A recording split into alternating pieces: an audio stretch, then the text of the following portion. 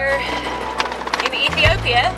The road isn't particularly brilliant, but I'm just really happy that we're finally outside of Djibouti.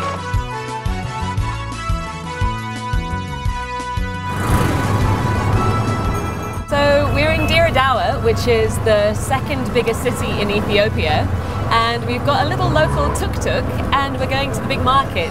Haven't seen anything locally Ethiopian yet. It's not kind of big on its curios, but if you want a whole new wardrobe, this is definitely the place to come. So we left the cheap markets of Dire Dawa behind us and headed towards the ancient walled city of Harar. In the 16th century, when the men went out to war, the women stayed here and there was nothing to protect them. Half soldiers make the wall to keep the women safe. When someone go to war, and half of them, they stay here and build. And look after the ladies. Yes. I like that. Our 17-year-old guide Anwar then took us to go see a traditional Adare house, famous within the walled city of Harar. But that's not the only thing that this ancient city is famous for. One of the rare things that happens here, every night, the hyena men feed hyenas from their mouth and from their hand. They know all of them by name, and they're completely tame. Regardless of how tame it is, that's still a wild animal.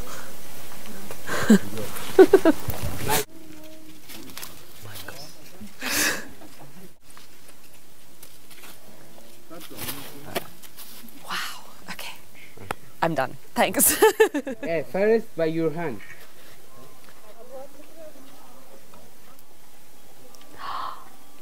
Oh my God.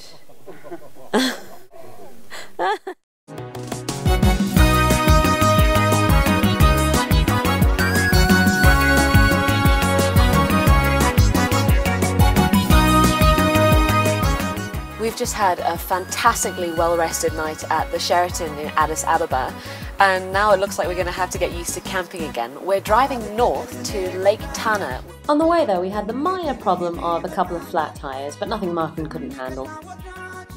We're now in an incredibly vulnerable position because we lost one tyre. We've got the spare on the car, and we've only got another rim.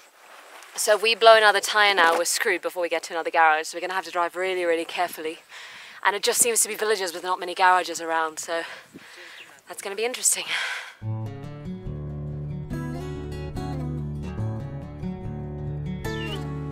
This is Lake Tana. It's the biggest lake in Ethiopia and the third largest lake in Africa, next to Lake Victoria and Tanganyika. There are about 37 islands, and among these 20 are home of monasteries. Some monasteries are not allowed for women because of temptation.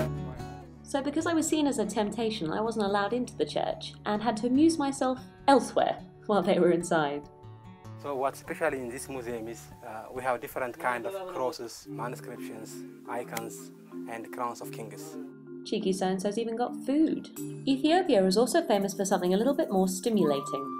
We call it chats, and I like it, yeah. Most of the time people, they chew it with Sunday and Saturday when they are free. And it's legal, everyone can have... It's legal, Some people consider this chat as if it were a drug, but not a drug.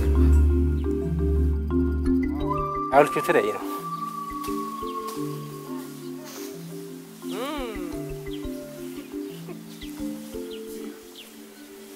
I don't like it. Yeah? It's very, very, very... But we have been chatting about chat for quite some time. Oh, hi, didn't see you there. Did you know the castle behind us is actually known as Ethiopia's Camelot? We're in Gondar at the moment. Simply marvellous. Gondar was the capital city of Ethiopia in the 17th century. In this compound there are 6 castles, and these all built by different emperors from the 17th century. It's like an English castle. It might be similar, and also there are some decoration from the Portuguese, Indian and Mauritius. We then headed northward to the very famous rock-hewn churches of Lalibela. It's a lot like Petra, except that these churches are carved entirely freestanding out of the rock. King Lalibela built them himself by hand. It took him 23 years to build 11 churches, and the rumour goes that he worked on his own in the day and was assisted by angels at night. To get to the churches, you had to go through a series of tunnels, which is apparently like a human being's struggle to get to heaven. So if you get through okay, then you'll be blessed.